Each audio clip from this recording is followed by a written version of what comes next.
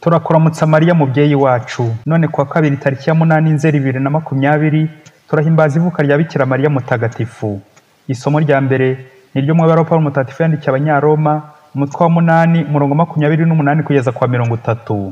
Bavandimwe, tuzi ko byose bihira abakunda Imana, ari we yihamagariye ku bwende bwayo. Abo yamenye kuva kera yanabageneye guhabwa isura y'umwana wayo, ngo abe umuvuka mbere mu bavandimwe benshi. Abo yabigeneye kandi abo ngabo yarabahamagaye, abo yahamagaye kandi abo ngabo yabahaye kuba intungane, abo yahaye kuba intungane abo ngabo yanabahaye ikuzo. Iryo ni ijambo ry'Imana.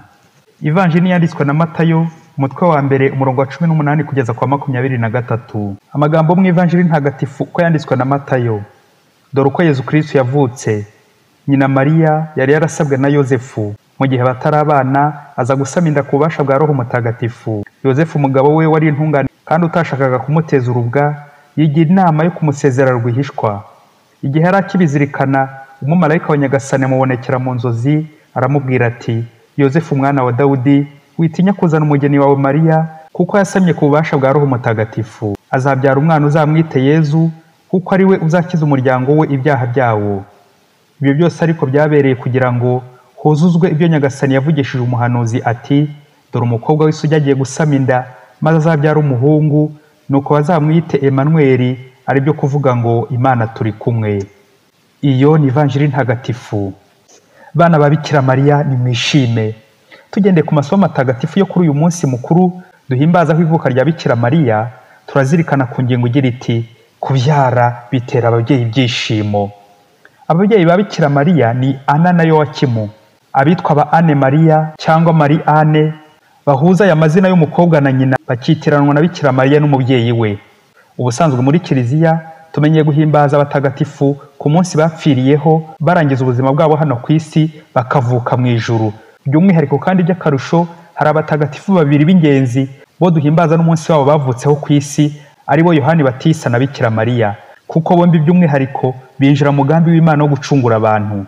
Yohani Batista nk'umuhanuzi, integuza n'umubatiza wa Mesiya umucunguzi, akaba yaratagatifujwe akiri mu nda ya nyina Elizabeti. Tugende ku bahanga mu gusesengura Bibiliya, Luka umutwe wa 1 umurongo wa 15. Noneho na Bikira Mariya utasamanywe icyaha, Immaculée Conception, nk'uwateguye kuva kera na kare ko ari uzabyara uwo mucunguzi. Bikira Mariya kuba nyina w'Imana ntabwo byamubwiririye, ahubwo byahozeho kuva kera mu mugambi w'Imana wo gucungura abantu.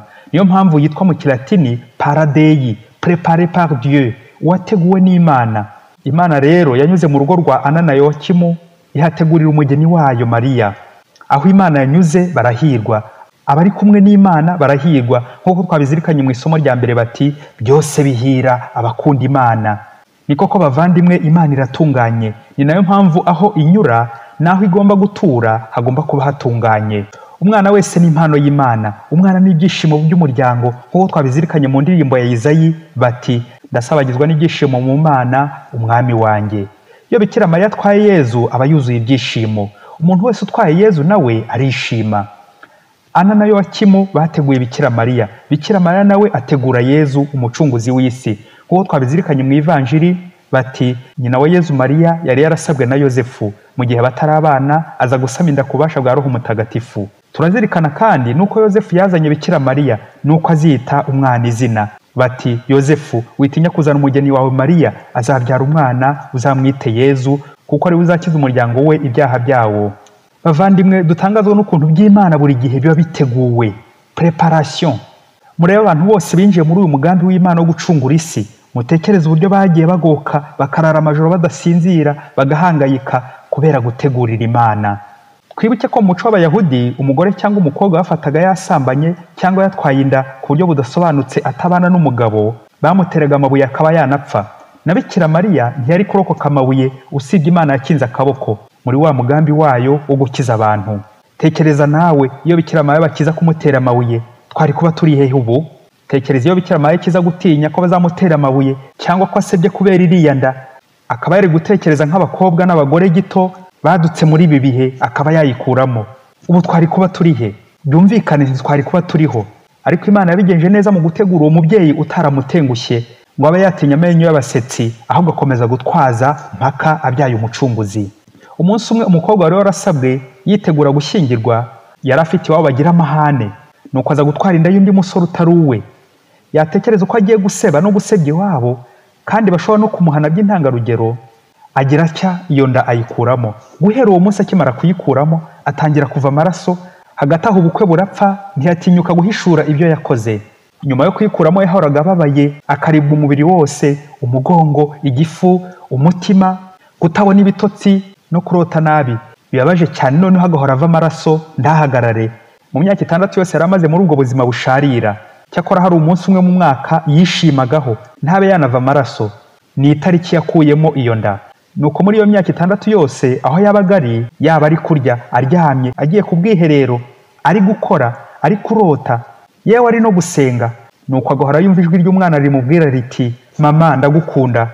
Yaryama yatekereza n'ukuntu yakuyemo iyo nda, agahita ashenguka n'agahinda, akirirwa arira, akarara arira. Ubuzima bwe bwose bugenda burushaho kuba umwaku. Akajya ahora yibaza impamvu kubera iki ari kuri uwo munsi yihekuyeho ariho yishima, kandi ahubwo ariho yakagombye kubabara no kugira agahinda. Nyuma y'uko agishije inama ku mujyanama w'oroho, noneho umukobwa amuhishurira ibyo yakoze byose, ariko anamubaza icyo yakora ngo akire, ngo amaraso ahagarare, kuko no kwa muganga byari byaranze.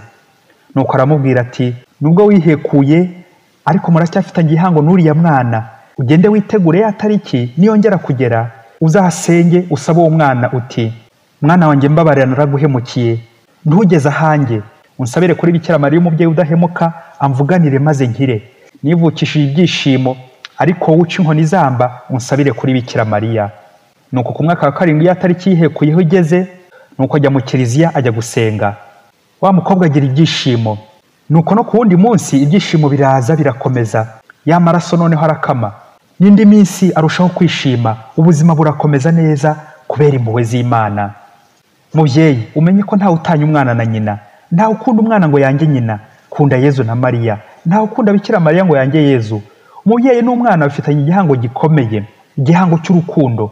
Nta mubyeyi muzima wakuramo inda ngo yihekure ngo agire amahoro. Nta mubyeyi ushobora gusiba igihango afitanye n'umwana. Bikira Mariya na Yezu barafatanye. Ntushobora kwishima witandukanye na Yezu na Mariya. Igihe cyose wihekuye umenye ko uhemukiye ab'ijuru, ariko kubera impuhwe z'Imana wa mwana ashobora kugutanga mu ijuru, we akajya gusabira. Nuko Bikira Mariya utaratinya amabuye y'Abayahudi agakomeza guheka Yezu, agasabira n'abandi babyeyi gito. Basore, bakobwa, bangavu, babyeyi namwe baganga, tekereza nawe iyo mama wawe akiza gusara cyangwa agafatwa n'abazimu agakuramo inda yawe, wari kuba uri hehe? Mubyeyi, ntugirwe ubuntu ugasama ugatwita, uzishima unezerwe, kuko hari benshi bitakunze. Si uko barusha ubushongore n'ubwiza, ahubwo byose ni ubushake bw'Imana. Wishaka rero guhungeta umwana ngo kuko ativugira? Wishaka kwica umumarayika intumwa Imana ikoherereje? Ariko ubundi ko abantu bamwe ari inkonkobotsi kandi bazikoraho, uwo mwana ugiye guhangara uzi ikizamuvamo? Ushobora kuba ukuyemo inda wari kuzavamo umuyobozi w'igihugu cyangwa uwa kiliziya. Buri muntu wese aba ari mu mugambi w'Imana. Ntawe uza atateguwe, nta ndi itateganyijwe ibaho, nta mwana utateguwe ubaho. Twese turi mu mugambi w'Imana wo gukiza isi. Iri vuka rya Bikira Mariya riduhe kuzirikana ku mavuko yacu bwite n'ubuzima bwacu dufite. Bityo duhe umwana agaciro, tumufate neza, tumurere neza nk'uko Bikira Mariya arera Yezu. N'uwaba yarateshutse ku nshingano agahemukira umwana akihekura, yongereye inginge Bikira Mariya umubyeyi w'ikirenga amusabira imbabazi kuri ubwo buhemu. Twese turi ku isi, abakiri mu nda, abavutse, twateguwe n'Imana. Imana idufitiye umugambi mwiza wo kudukiza no kutunyuraho nka Bikira Mariya ngo isi ibone umukiro. None wo muvandimwe, urinde wo kuburizamo umugambi w'Imana. Bikira Mariya mubyeyi w'Imana udusabire. Padiri Masumbuko Ladislas wa Diyoseze ya Cyangugu. Mariya